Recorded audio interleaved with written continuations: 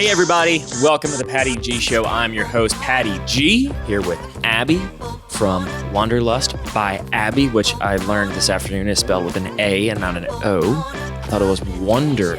Oh yeah, that's too, yeah. Not wander. Yeah, it's too different. So I'm curious to know all about the backstories. Yeah. And before we get into that, I want to give a big thanks to our lovely sponsors, Triton Stone and Falaya Real Estate. With that, Abby, welcome to the show. Thanks. Was an audience member, now I'm behind the mic. Right. Look, people, if you show up in live in the person, you might sit on the chair in 3 or 4 months. Yeah.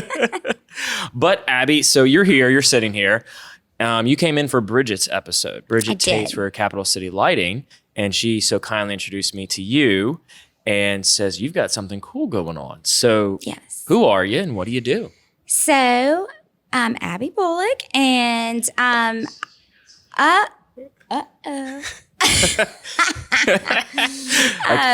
have a boutique, Wanderlust by Abby, and I feel what makes Wanderlust special is that I started out of the back of my 4Runner, just traveling around doing pop-ups, and then that's where Wanderlust, the name came. Like I knew what I wanted to do, but I just didn't have a name, and then Wanderlust means to travel and roam. So and that's what I was doing. Wandering. I'm wandering around. And at first it was Wanderlust apparel, and then I was like, no. Okay, because like when I was looking into Wanderlust, there was like 4 or 5 different Wanderlusts, but you're the only one by Abby. Yes. So so you started in the back of a 4Runner. What? I still have the 4Runner. I still have the iPhone 8.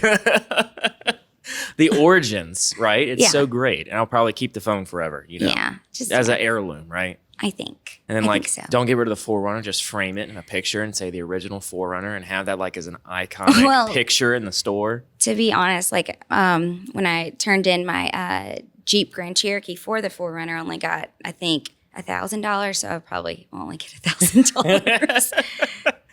So anyways, you started a boutique in the back of a 4Runner. How did we get here? What kind of a kid were you? Wait, what kind of kid? What kind of a kid were you? We're going to work all the way up from kid to where we're at. I was a good kid, but that good kid that always got in trouble, you know? Like I was very mischievous. Good when you want it to be. But like one thing I don't know, I've thought about is I always would dress weird, like different than everybody else. But everyone was like, oh, that's just Abby, like blah, blah, blah. So I expressed myself through clothes. Okay. Like Gadzooks. Remember Gadzooks? I don't. What is that? Oh, yeah. It's like a 90s in the mall type of store. Yeah. The girls, if they'll know. They'll know. I was about to say, I didn't spend much time in the mall in the 90s. It's a girl thing. Okay. Got it. So you expressed yourself through clothing, through something that made you feel comfortable, but yet kind of like an artistic side or just kind of a personality side. This is who I am. This is Abby. Personality. Okay. Yeah. So you like doing that. What'd you do like during high school? Was there any inclination you'd own your own business? Oh God, I don't think anyone thought I would own my own business. Like I just like to be around people, socialize. Like that is what I love to do. And I think once I honed in like exactly what I wanted, that's when I became focused and like, you know, made good grades. And it just needs to be something I'm passionate about. If I'm passionate about it, I'm going to give it my all. But if I'm not interested, I'm like, okay, yeah. Move on to the next thing. So what was it that kind of made you, because you said it wasn't until you found something you're passionate about. So I went to Louisiana Tech and I knew like I wanted to be in some kind of creative field. And I started with interior decorating because my dad taught architecture and all of that at a high school in Shreveport. But then when I started it, and CAD just seemed really hard. So I just went into business and didn't like that. And then I started working at a boutique in Ruston and started going to market with the buyer. And I was like, this is it. This is what I want to do. And traded CAD for market. Yeah. And then moved to Dallas for fashion school and just kind of that set the path. So you moved to Dallas for fashion school, but you're back here in Baton Rouge. What kind of led you back here? Because of my husband. Okay. Well, because when I graduated in 2007, the economy was really bad and I could not get a job. Like I was a secretary for an accounting company, which was... Don't bash accounts. I know. Don't bash accounts but like now. for someone that's not in that world and just sitting there, like I was just like looking at a computer, playing solitaire all day. You were the real life Office. Yeah. But anyways, that was when the oil and gas was booming. And I was like, you know what? I'm gonna move back home, do oil and gas. And my resume had a butterfly on it. And like the son of the owner hired me just because of that. Wait, so, where was this butterfly on the resume? On the top. So like just like on the top corner was a random butterfly? Yeah, that's what they told me to do in fashion school, to stand out. And I did. And he just hired me because he thought it was funny. But that's how big oil and gas was. They would take anybody. So now I'm really intrigued about fashion school. If they said the best idea with your resume is to put a butterfly on it. Yeah, so put something that makes it stand out at the top. So I was like, I like butterflies. Okay. I mean, I get putting something that makes you stand out, maybe like an accomplishment or like a link to something that you made or designed, but like a butterfly. I mean, don't get me wrong. I love it. Okay. I love the idea behind it. And I have a tramp stamp. Of a butterfly? Of a butterfly. Okay, so you love butterflies, so it makes sense. Yeah. Yeah, I got it in high school. I do. I got it with my best friend's older sister's ID sophomore year in high school, spring break. Classic spring break move. Yeah. So going back to the fashion school, what was the curriculum like? They set you up for owning your own business or? Oh my gosh. So one thing I was always bad at is taking advantage of people helping. Okay. I was just doing my own thing. And they would give you, to do internship here, blah, blah, blah. And I just floated by the seat of my pants. And I found a place at Market. That's where you go and buy the clothes.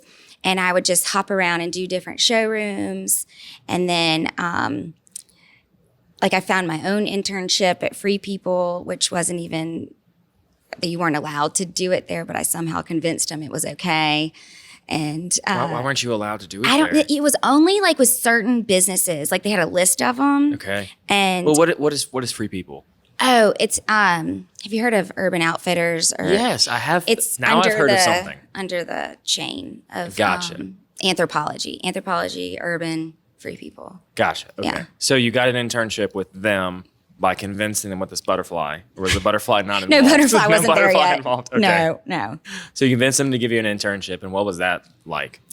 That was good. I worked my way up to manager in training, and then that whole corporate world isn't for me. So I was like, okay. Then I got the secretary job, and then I was like, okay, I'm just going to move home and make big bucks in oil and gas. And that funness only lasted for so long. So how long were you in the oil and gas industry? I started in 2010, and then I think it was 2013. Okay. I got laid off. I really did get laid off. They were laying people off. Gotcha. Makes sense. Yeah. So, and you were what were you for them? I was an abstractor, so I just researched family chains and to make sure whoever was getting the check at the end was the right family. Gotcha. Pretty much. You were making family trees for oil and gas companies. I was. Yeah. Wow. Okay, so 3 years and then they were laying people off. Met him, John. For people listening, she's pointing to her husband who's in the audience here. I like to joke that I was a homewrecker because he was dating someone when I first met him. Then they broke up. Then we started dating. Was it because of you? That's what I like to say. Okay. As he hides his face and he's blushing. I love it. Okay, so you were the home wrecker, all right? So you walk into the home, you wreck the home. The classiest homewrecker ever. Dressed to the nines. Yeah. All right. So you meet your husband but did he lead you into kind of doing your own thing? He really did, and I think that's why we're meant to be.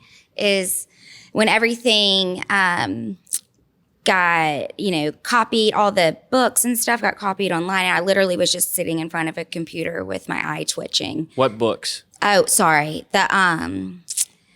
All the books you had to research all the names of like whoever owned a certain property. Like you would just. Gotcha. Oh, the lineage books. Yeah. You would just okay. It's very boring and hurt my eyes. Okay, so 3 years in, you're done. You leave. Where do you go next? So I had saved up about $10,000, and I remember talking to one of my best friends, and I was like, "What do I do? I need to do something in fashion, but like I don't want to go the corporate way."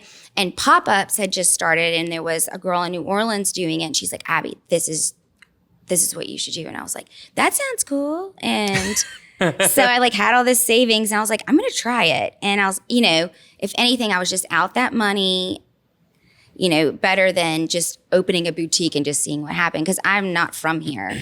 So right. I didn't know anybody. I mean, I knew people, but. Well, and in pop-ups, so I used to own a lifestyle brand prior to the show and prior to some other entrepreneurial adventures was a lifestyle brand. And the pop-ups were huge. I mean, you were able to create, I did t-shirts initially. And so you're able to create these t-shirts with your own design, your own prints on them, and then bring them to a place where everybody's already coming together to spend money and purchase something. And it's like, great, now I don't have to pay for a storefront. All I have to pay for is an event fee. Yeah, like, that's my little boy, his medicine. That was his alarm. Got it. So now it's 2 alarms going off. It's okay. Cody's was the first. Oh, it's yeah. fine.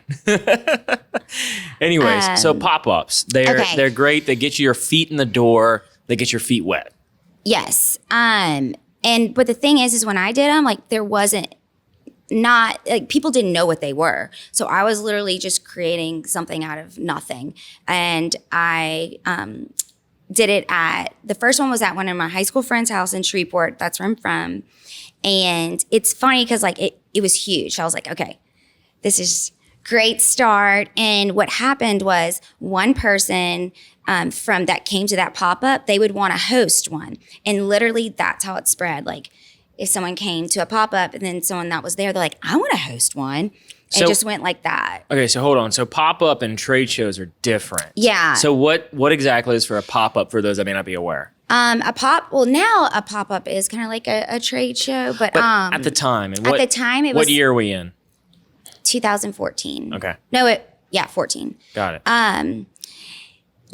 I literally would just go to people's houses and set up like a full out mini boutique. Really? At someone's house, and then have to fit it all in my 4Runner, break it all down, put it back in there. And then go home and put it back in my house and then do the inventory and all that. But a lot of people, so trade shows is more like holidays. And you go and there's a lot of people that have businesses already that just go and pop up. Yeah, so like pop-ups is more of like a single brand being hosted by somebody. Yeah.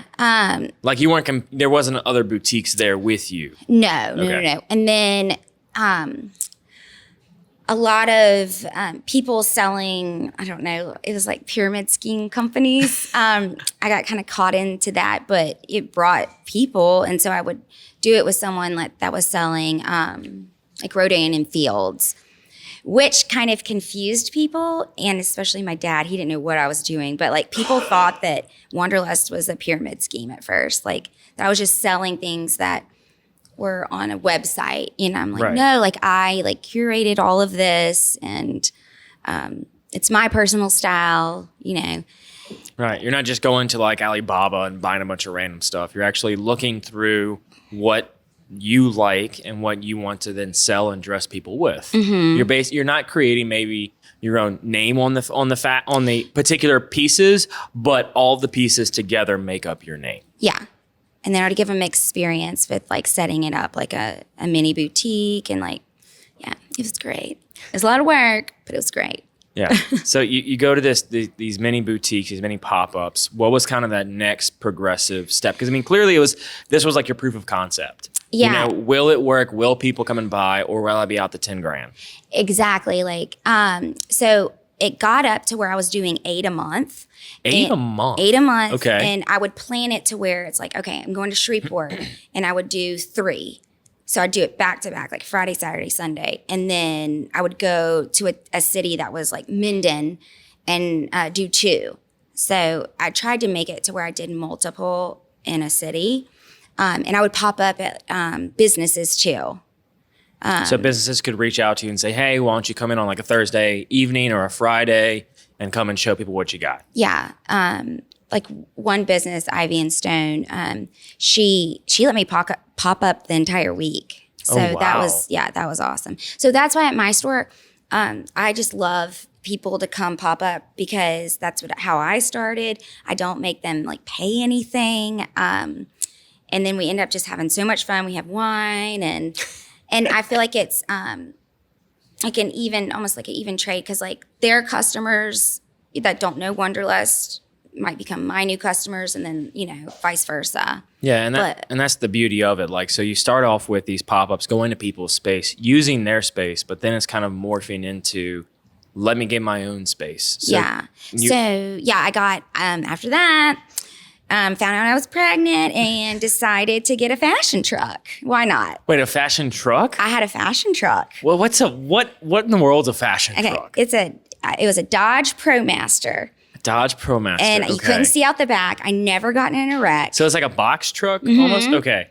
And my friend Jason Langlois just built it out how I wanted. So I had a jewelry bar, I had a dressing room, and then I had the racks. So it was so much better than putting it in my 4Runner. So this is like a U-Haul, but like would people go inside the truck or would you take it out? Inside. Oh, okay. Tell me more. This is intriguing. Yeah. I mean, there's a lot of fashion trucks out there that were way cuter, but it is what it is. And I would, instead of having to pull all of it out, like I would have lights and I would maybe like put a rack outside and a chair and like a cute rug. And there was steps that you could just go inside and shop and then you could change inside of there. I mean, it wasn't huge, but so it was like a boutique store on wheels. Yeah. So where would you go and park these? So then there was a lot of rules because it was new and there wasn't a lot of places you could. Like I've never heard of a boutique truck before. Like this is news to me. Okay. And I like it. I love it. Yeah. So I would go to like my friends at Mod Salon. That was the first place I popped up in their parking lot for one of their like 6 years or 7-year anniversary party. I've done it at schools. And let's see, where else has it been? I've done it at festivals and where else? Like I get festivals would make sense. You have a large gathering of people there. You've already got booths, tents. Why not just have a truck parked next to them and it works? I would still do like the ones in someone's house, but yeah, like go into workout facilities, like a lot of Pilates places. Yeah. Yeah. So I mean, it makes sense to have some sort of truck or pop up wherever you want. It's movable, it's mobile. You're able to get to other customers and reach a demographic that you wouldn't have just out of the back of your 4Runner. Mm-hmm. I mean, it's like, so we've got this progression going of 4Runner to now we're in a pop up truck. How long did that last for?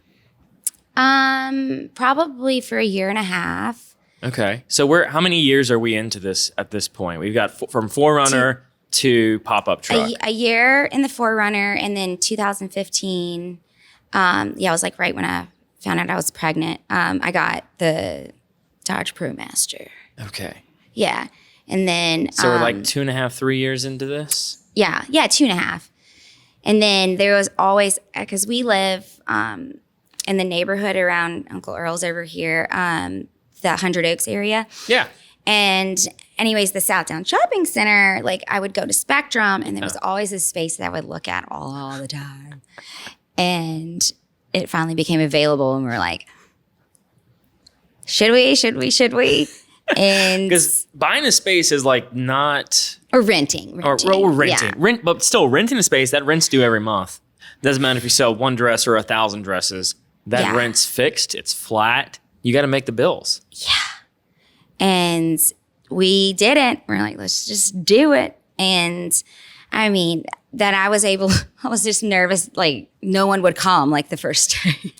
But people came and I was able to pay my first month's rent. And that was like my biggest concern. And I just feel like it's just grown and grown and grown until recently, like a bigger space opened up during quarantine. Okay. And we decided to rent that.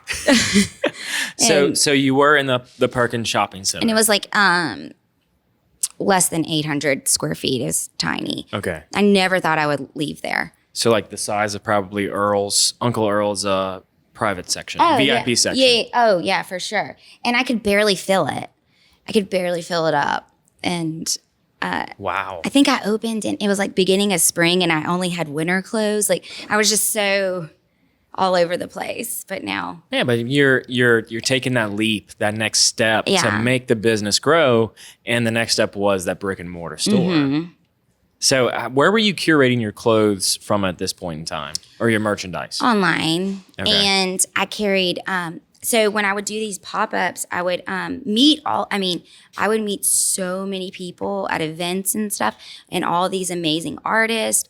So like all the jewelry is I sold were from people that I would meet at pop-ups. And I never really had a bad pop-up show. And even if it was considered bad, there was something positive because I would meet someone who like either inspired me or created something amazing that I started selling at the store, stuff like that. Yeah, like I think that's the power of pop-ups that people kind of miss sometimes, or even, trade shows or wherever you go to set up your shop or your boutique, whatever it may be. Although you may not have the sales you anticipated, you still have the ability to make a connection that you would not be able to make had you not gone there, right? Exactly. And that can sometimes be more important than actually making sales.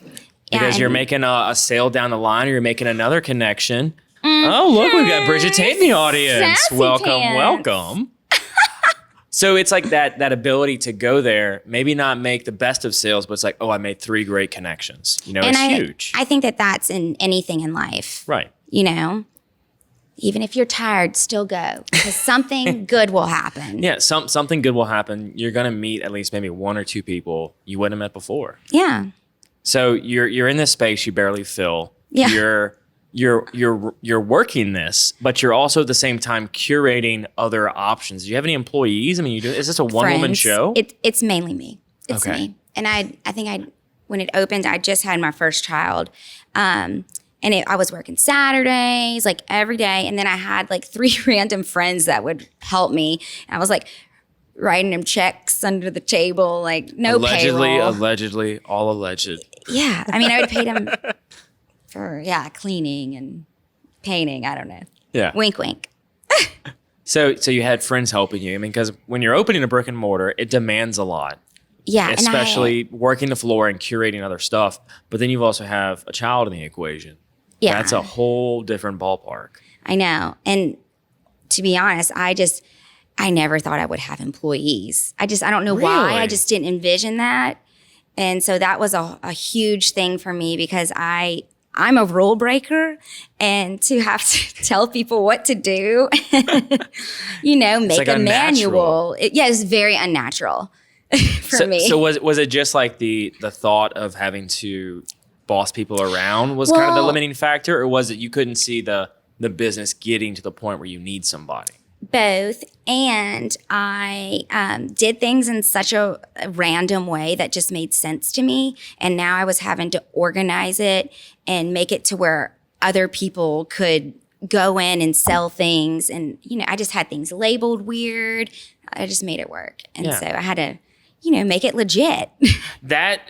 For any entrepreneur or any business owner, when it's just you and you're just doing a certain process, it's all mental, right? You have a mental list of, hey, this is how it's done. This is where the inventory is. This is how the items are priced. This is the markup. It's all in our heads, right? Even in people that may not be an entrepreneur but still working, if we don't write down what we're doing, it's all in our heads and we know it. But if someone was to come behind us, they'd be like, what in the world happened?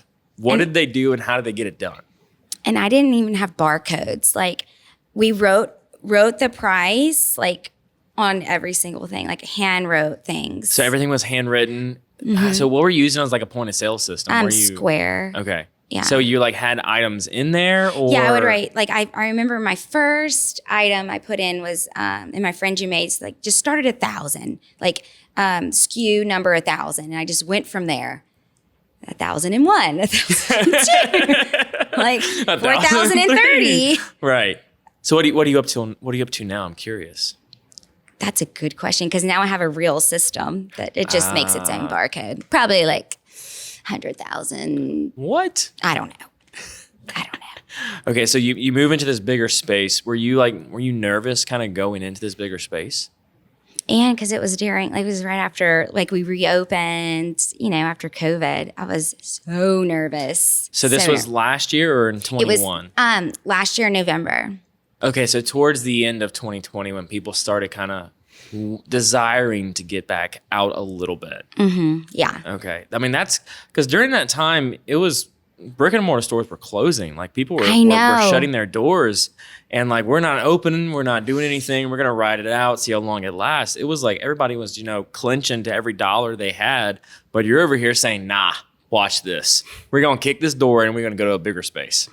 And actually what helped is another person in the shopping center, Tamar from Ollie Ollie, literally we're in the same shopping center, hers is kids clothes, and kind of we had the same size stores and literally went to like quadruple the size stores. So like being able to lean on her and her lean on me, like that really helped.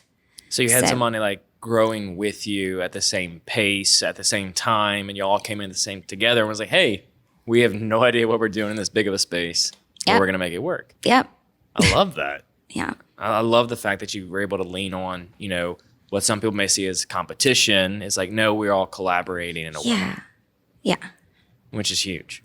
Yeah. I never really feel competition because everyone is different. Every single person is different, and there's no identical boutique and all, and they shop with you because of the owner and their unique items. Right. And how they curate their store. Yeah, the curation process is unique as well as the salespeople are unique. Yeah. It's like, for example, for podcasts, it's, we could be talking about the exact same thing, but at the end of the day, there's so many differentiating factors between the guests that come on or even the hosts. Like you could have two hosts take the same guest and get two entirely different shows. That's a good little test. You do, like you interview me, and then we'll find someone else. To interview you, do the same thing. We'll see who does it better. Better is a relative term. You would win. Oh, thanks. You would win. So what does Wanderlust by Abby look like today? It's amazing. It's literally like everything I dreamt of and more. It's funny because all of my good friends, they're always like, Abby, this is always what you wanted. This is always what you wanted. And I didn't even realize that I would talk about that as much as I did owning a boutique. And that I put it in fruition and it's growing. I can now, I want Wanderlust to be a one-stop shop. And it is. In what regard? Like you come in and you literally, it's like, oh gosh, I need shoes. I need a gift for graduation. Oh, wait, I forgot my friend. She has a baby shower next week. Might as well just get that. And, oh, wait, I need a makeup brush. Got that. A wine bag. So. Rosé gummies. Rosé gummies. Bridget, you need to taste one. And so I just want to keep growing like that. I want to be the ultimate one-stop shop. Gotcha. So how far are we? I'm pretty much there. Almost. Yeah. Almost there? So what is the shopping experience like when I walk in or someone else walks in, your ideal client walks into Wanderlust Abby, what is it from start to finish? I think that they just feel comfortable. They feel relaxed. And we aren't that type of store that just puts pressure on you to and always like adding things and be like, you need this. It is very organic. And okay. John says it's Abby's hangout, and it really is. And I have a little wine fridge, so I'm always offering wine to people when I can tell. I'm like, you need a little wine. It's an experience. It's an experience, and it's a happy experience, and it's just relaxing. And I mean, you can find some darn cute stuff that's different. I feel like different than other boutiques. And ours is just, it has a, I don't know, like almost like a hippie, like colorful, like so many colors, so many textiles. It's just, it's completely different. Yeah, which is extension of the ladies' lounge is what has been described as. Yeah, when my friend Trisha came, her friends were in from New Orleans, and all of a sudden, we just started doing a fashion show, and we started doing like in the middle of the store. Middle of the store, like at 2:00. Started pouring wine, and then what was the RuPaul? You better work. I mean, blaring it while her friend is just like walking around, just modeling. Like that is Wanderlust.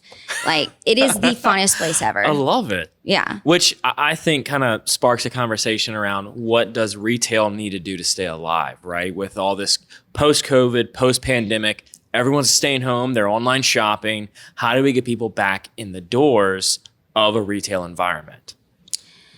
So, I mean, I feel like, to be honest, it hasn't been that hard. Like people are ready, and it's all on your own time.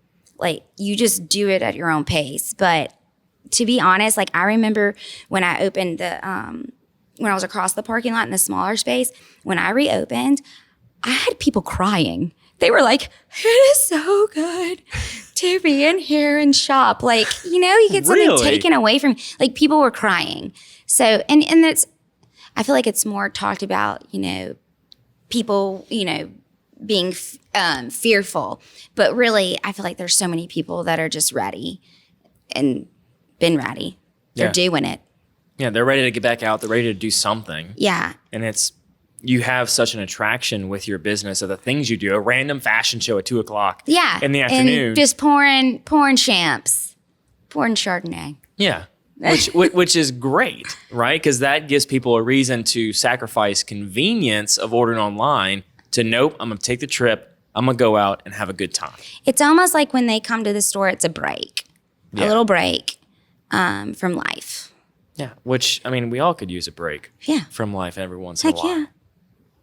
Yeah. So instead of going to Mexico, come to Wanderlust. I love that. Yeah. So what's on the horizon? What's the next step for Wanderlust? Oh gosh. So I'm day by day. I don't look in the future. I it's true. Ask John. I'm just like, what's happening now, and it just go with the flow. But I mean, I guess just keep expanding what I have at the store, and I do want to get better with all the technology, like Facebook Live and just all that kind of end of it. I want to get better with that, and expanding to other states. So building my online presence. So you're expanding online to other states, or expanding on brick and mortar? Oh yeah, just online. John wants me to do more stores, but nope. Wanderlust is its special little thing. Well, because you have to be there, right? Wanderlust is you have to come in the store to really experience who we are. Yeah, exactly. So how is it kind of selling on social? Like, are you using Facebook Marketplace, or are you using Instagram Marketplace? Instagram mainly. Facebook Marketplace, though, that's good for selling furniture. I sold a bunch of furniture. Good for selling everything. It's good for selling everything. But yeah, usually through Instagram. Okay, so are you utilizing like spokespeople or influencers to kind of get the brand across? I mean, you had Bridget; she was wearing a piece by Wanderlust on the show. If it's like organic, yes, but I'm not going to like pay for something like that because that's just not me. If I'm going to succeed, I want it to be on my own merit, and I want it to be organic, and because that's when I feel like I'm accomplished. If if it happens in that type of manner, you know? Yeah, you want it to be more of word of mouth as opposed to I'm paying for these eyes, I'm paying for these views. Yeah, which is, I mean, that's how Wanderlust started, like grassroots from literally nothing. And it's just, and so that's just, I just want to keep it how I started it. Which is good because you want the people who are there to feel so strongly about it that they want to tell everyone about Wanderlust. Yeah. You know, they want to say, oh my gosh, no. What are you doing on a Thursday or a Tuesday? Go to Wanderlust. Yeah. And I also do private parties, which people love. So what do you do during the private parties? So you get 25% off the entire store, and I provide like all the wine and a charcuterie board, and the ladies love it. That's literally one of my favorite things to do. We usually do it on like a Wednesday, Thursday, and they just get a big group of people, and that is, I mean, the ladies go crazy, and usually like I make them.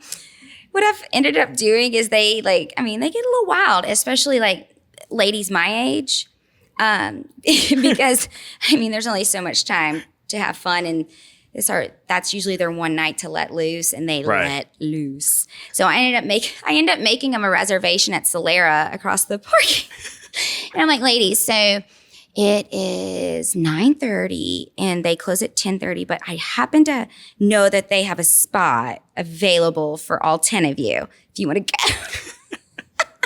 So it's mutually beneficial for both of us, for me and Solera. Well, I love that about you is that you're looking out for the customer outside of them purchasing a bunch of items from you. Because, I mean, I keep referring to the hubby. But he always makes fun of me that I'm like in charge of his social calendar. Like I'm like, okay, you have not done things with your friends this week. You need to do something with this person. Like I guess I like to make sure people are having like the best time in this amount, like how many hours they have. Cause I mean, I know being a mom, like you only have this many hours. Right. And the kids are in bed. So, I mean, you got the rest of the night. You better enjoy it. but take an Uber home. Yeah. You utilize Uber to get you to and from, and go about doing the city. Yeah. So what else? I'm really interested. So you do parties. What else do you do at Wanderlust? That's outside of a normal shopping walk-in experience. Sundays. Oh my God, you're right, Bridge. We do a rosary group on Sundays. On Sundays, we do a rosary group. It's a little different than other rosary groups. There's once I joined, I started bringing in the mimosas, and I tried to actually take it. I tried to take it. I tried to take it away. I said, one of my friends, I said, Leslie, let's wait till we finish, all the decades on the rosary, and then we'll have champagne. She goes, I don't know what you're talking about, but I'm having champagne right when we start. So I'm like, what? So it sounds like sipping in sacraments.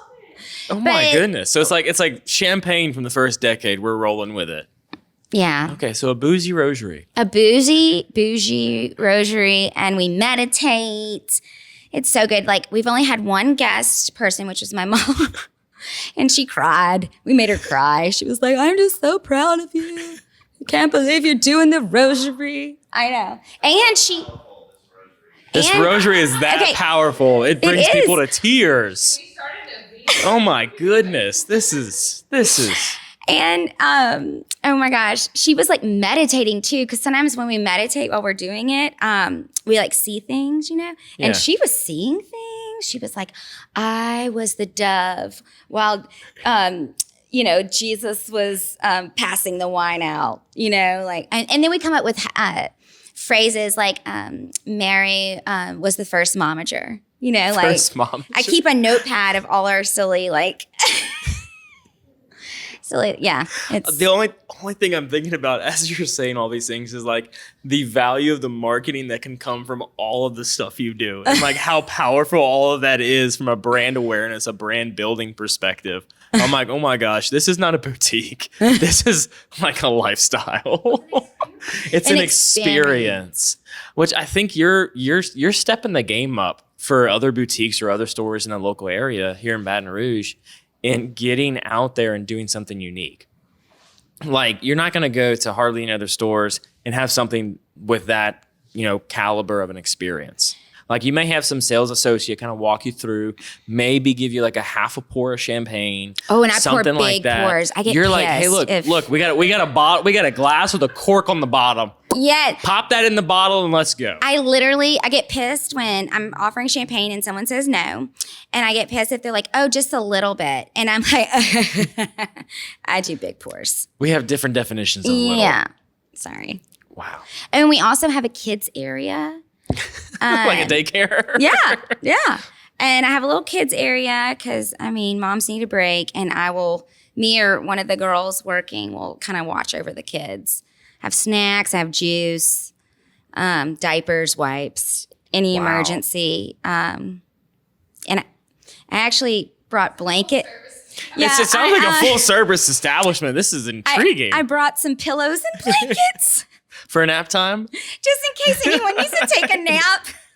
Adults or children, right? Adults or children can take a nap in this. You just never know. You just never know, okay? Maybe I need it. That's right. Do you have like a dad section too? Then that's a goal. Okay, Online dad section. And a dad section. Because I'm thinking, all right, all this stuff is great for my wife, but it's like you're managing your husband's social calendar. What can you do to maybe put him in the store with something to do? Okay, so this is really funny. Well, I used to sell unisex tees, but I just started selling one of my friends is a sales rep, convinced me to do this, but it's ball wipes and ball. Yeah, your balls. I got you. Wipes and wash. And so I'm trying to convince him to like do a whole thing with it to make it seem, Yeah, sellable, I can. normal. He's got a very exciting look on his face right now as I'm glancing over. It didn't work. No, but I was really hungry, so I didn't push it. I was like, okay, you said no. Okay, I'm just really hungry. I need to eat. I love it. So next step, have a men's department. And a lot of people do say that to me, and they're kind of joking, but I think they're kind of not joking. Yeah, well, because if you have a place for the kids to watch, somewhere for the kids to go, it can be like a husband and wife outing. Yeah. They bring the kids, they put them off in nap time or whatnot, and then they're able to experience what you bring to every woman or every customer that walks through the door every day. I do appreciate a man that goes with his wife. That's right. Look, I told my wife, look, I'll go shopping with you. I'm going to sit there and just throw whatever you need on my arms and I'll hold it. And you ask me, yep, looks great. It's amazing, gorgeous. Never seen anything better. Oh, and a TV. I need a TV. You don't have a TV in the whole store? Mm-mm. That is even more impressive. The fact that everything is so engaging, you don't need a TV. I don't think you need a TV. Okay, I won't do it. You don't need a TV. Don't do it. it. I won't do it. Because then you're going to detract from what's happening, right? Yeah. People are going to be distracted. They're going to look at the TV and they're going to be thinking, I'm just going to watch this TV. But they're not really paying attention to the bougie rosary or the 9 other things you've got going on at the same time. I'm so glad you reminded me about that. Yeah.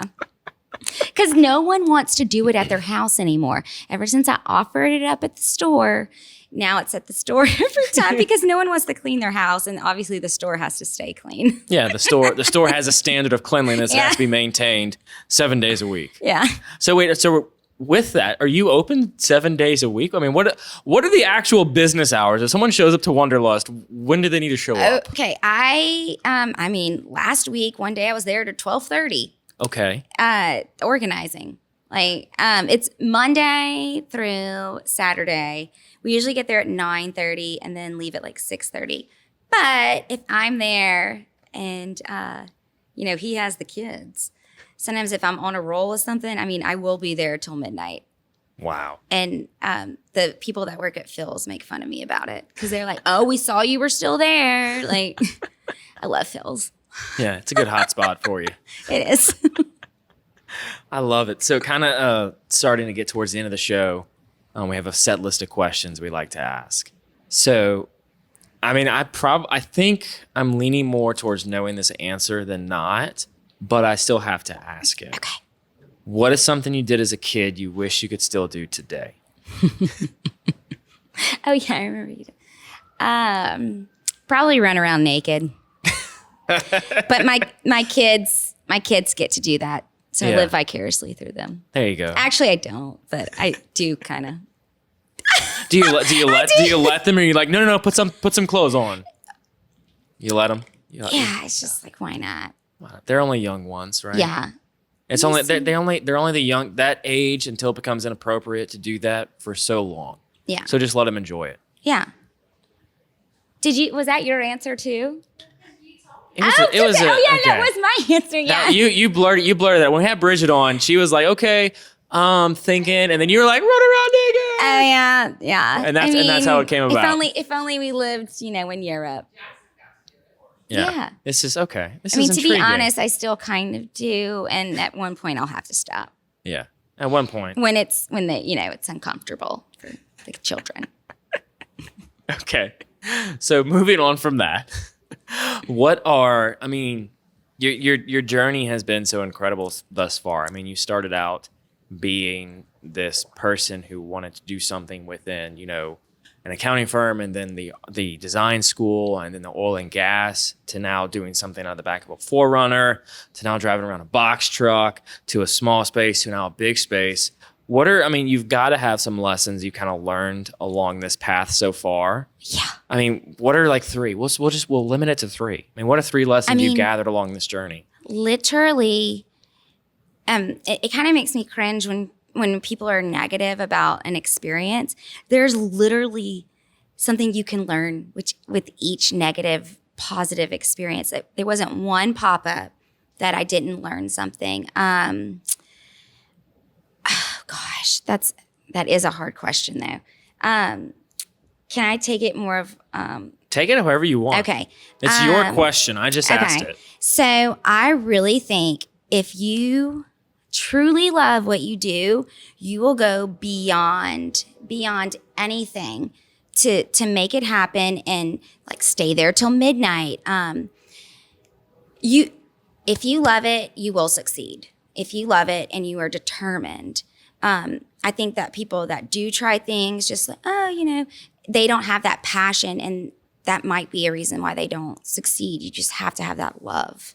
And also, when something negative does happen, like, don't make that, shut you down. You have to learn from it and be like, okay, I shouldn't do that. Let's do this. Oh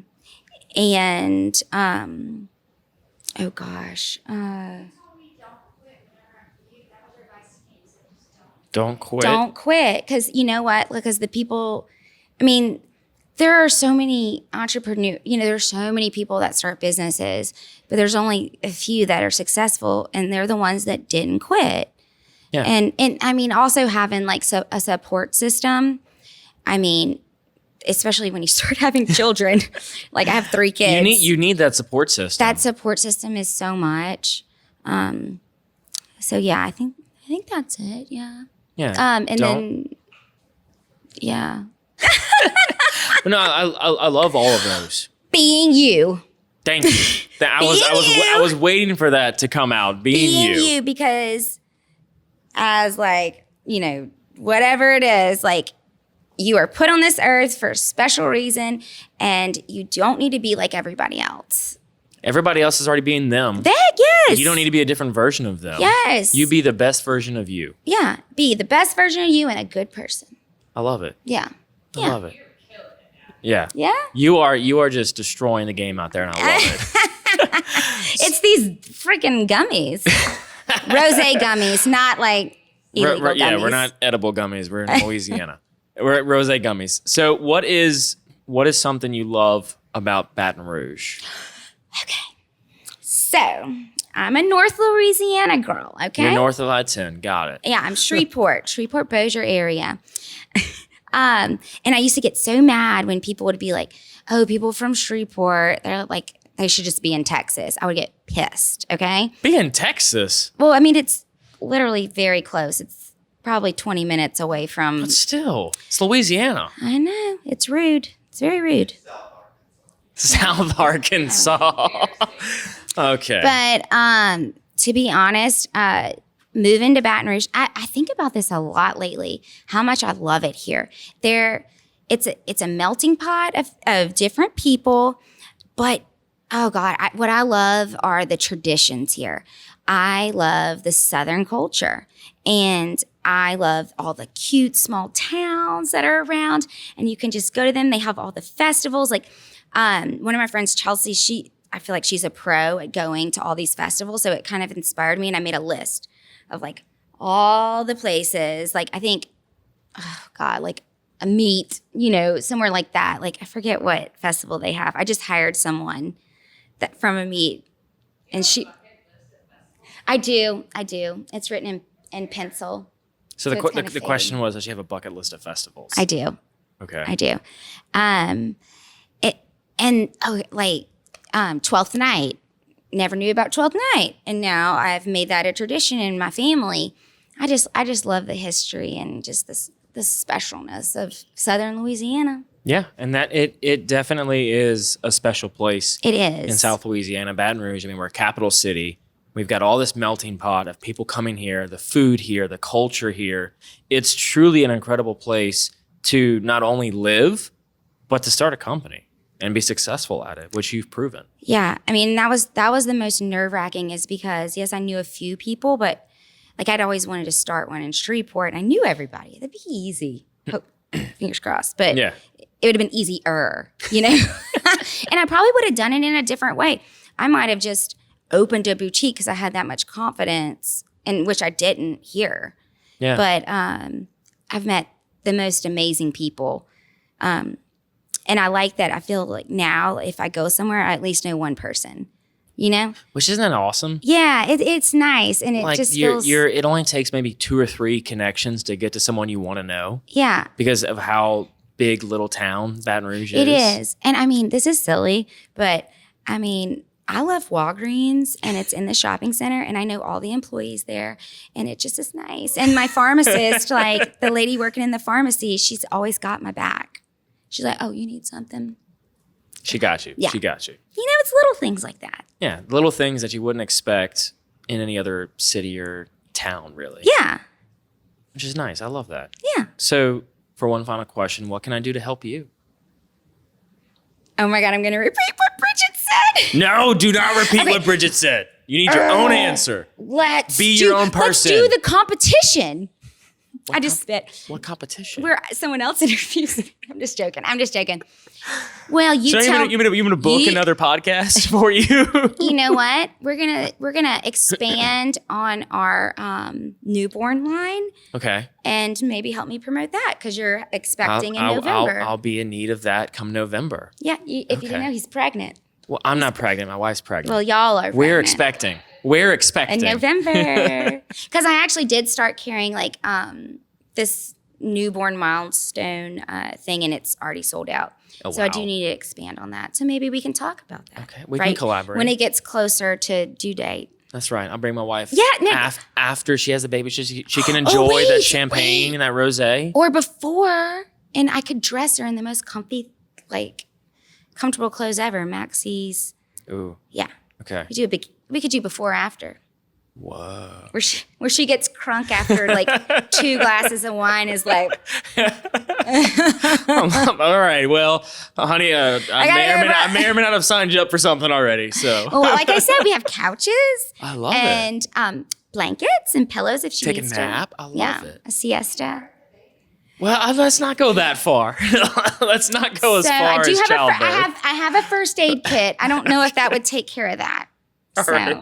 I do have Bacardi. I don't know if I could just pour that all over her. I don't know. And on that note, Abby, thank you so much. This has been fun. I enjoyed this. This was a fun recording. I really appreciate you coming out and just being able to let loose. I love it. And being able to share your story and be you. That's the best part. Be you for who you are. And you too. Well, thank you. And I want to give a big shout out also to our lovely sponsors for making this show possible. And one of them is Triton Stone. Triton Stone, y'all. It's a woman-owned, family-run business. They're out of New Orleans, but they've got 22 locations across the Southeast, and they offer a curated selection of slabs, tools, sinks, and tile for those building or remodeling. If you need anything in regards to any of that, look, tell them Patty G sent you, and they'll be sure to take care of you.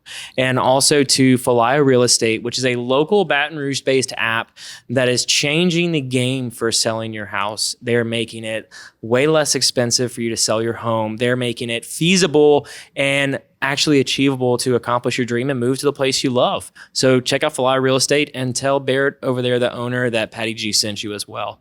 And also, thank you, Abby. That was straight from his heart, too. That's right. It's all from The in sponsors, just to let you know. It's all from in here. So thank you for coming on, and thank everybody else for watching, whether it be live or through the podcast version or those in attendance.